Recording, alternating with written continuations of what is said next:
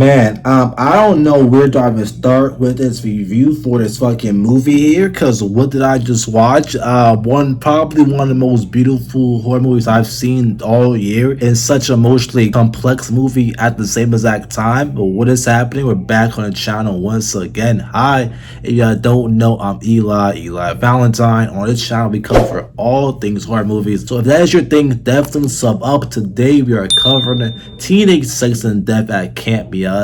And oh boy, we got a lot to talk about. But if you don't know, the plot goes as follows. A queer director making a slasher franchise sequel becomes obsessed with casting the original film's final girl, leading both women into a psychological and sexual chaos by director James Schoenberg. Listen, man, if you are familiar with any of their work, I saw the TV Glow. That is such a beautiful film for me personally, and I love this as almost as much. This film is probably one of the most interesting slashers due to how it breaks down all the flaws and the problems of the slasher genre, but at the same exact time being a love letter to that same genre. I remember seeing a review on Letterboxd about this movie, and to paraphrase by Amy Nicholson, it stated practically that even though they might not love this film or their films in general, they leave the leaders certain that they just watch what will be someone's most important film or their favorite film in their lives. And that's exactly how I feel about this movie. Some of the shots in this movie, the background, it feels like it's an art piece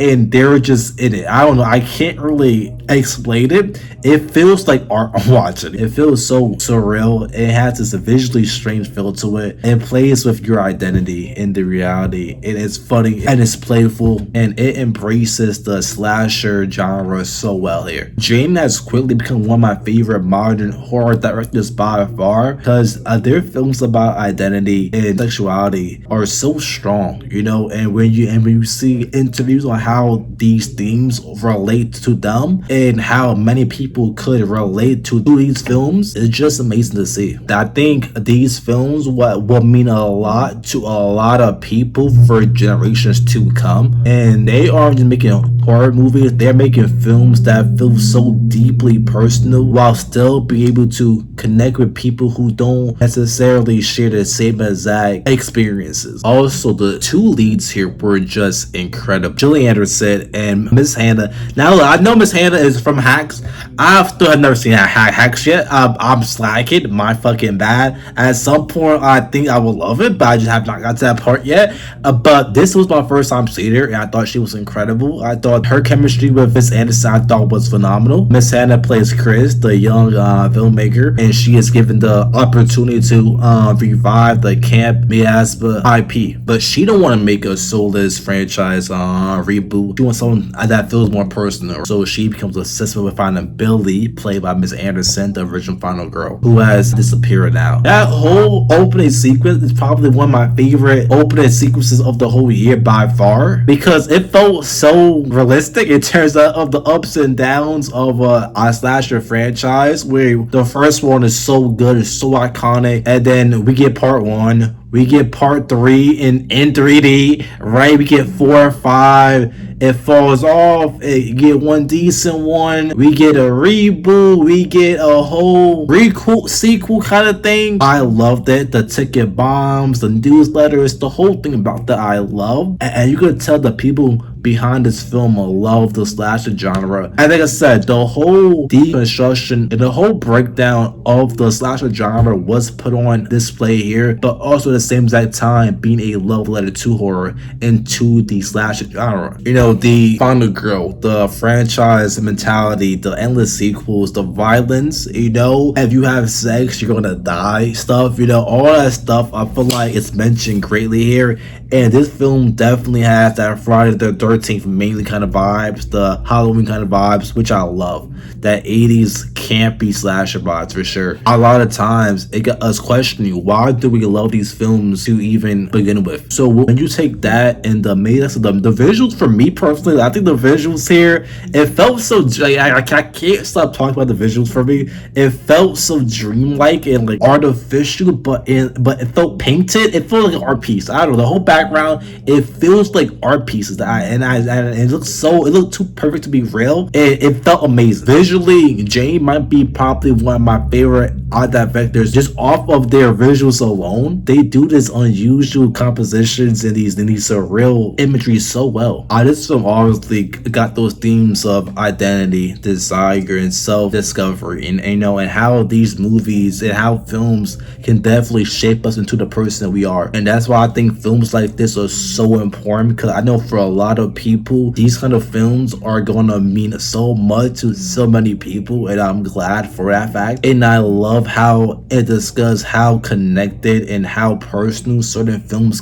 can be for all of us, because we all have certain films that we are bawling, crying, tears on, and you just can't rewatch because it's like, god damn, this shit is fucking hitting me way too personal right now, and I just can't do this shit. And the themes of like sex and being comfortable with sex and getting to the point where you are comfortable with sex, and seeing interviews with Jane saying and they wasn't comfortable with sex, and those feelings and emotions being put into this movie pretty much was very interesting to see. And for a lot of people, they could relate to that feeling. I think Jane is a phenomenal director in terms of how they could put their feelings into a film and just make you feel so beautiful and feel like you're not alone in a way. But look, this film is not going to work for everyone at all, and I completely understand that.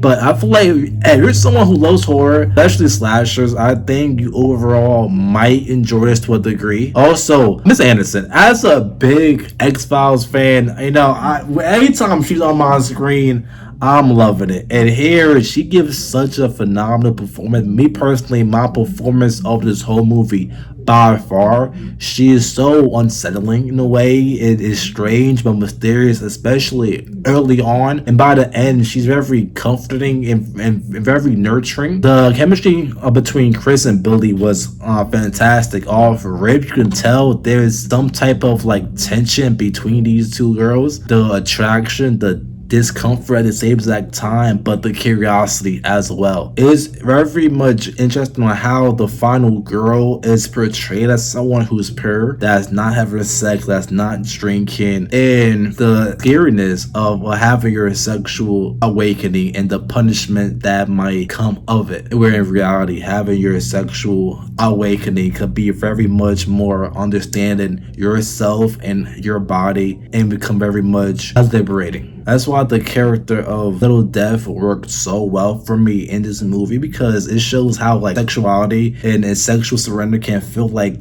death for many people, unfortunately, because you lose that control and you like surrender and you become more vulnerable, and that could be terrifying. And this film understands that horror can be a place where people explore things that they might not feel comfortable exploring anywhere else. And that's why the visuals reinforce the themes of this movie so well, because sometimes it can feel so real, but at the same time feel so dreamlike, which I love. Because by the end, when he's yapping, killing everyone off and everything, was that actually happening? Probably not. Or was it? Horror has always been a genre where it has reflected so much of society's problems. Recent times now with autonomy and control, where with films like Obsession and Companion, and dating back to the slasher genre, where we're in the 80s.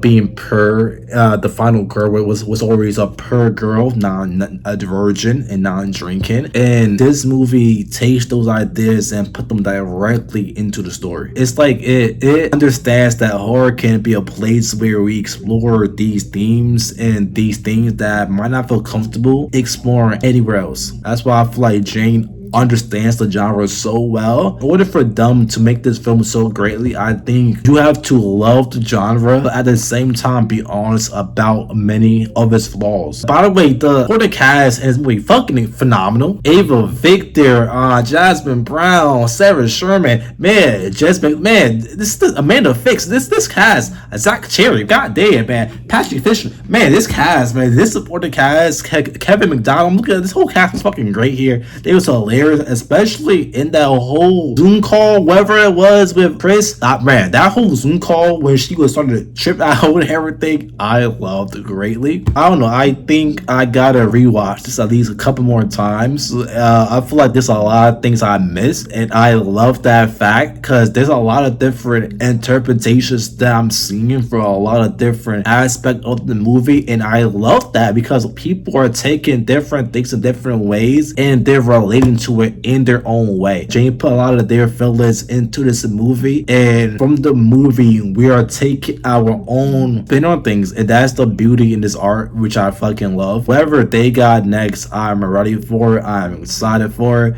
But it's such a beautiful movie that I truly do love here. But that being said, I am off of here. We got Insidious dropping next week. Anyways, y'all have a great night, great day, wherever it may be. Follow Instagram. We've been killing over there.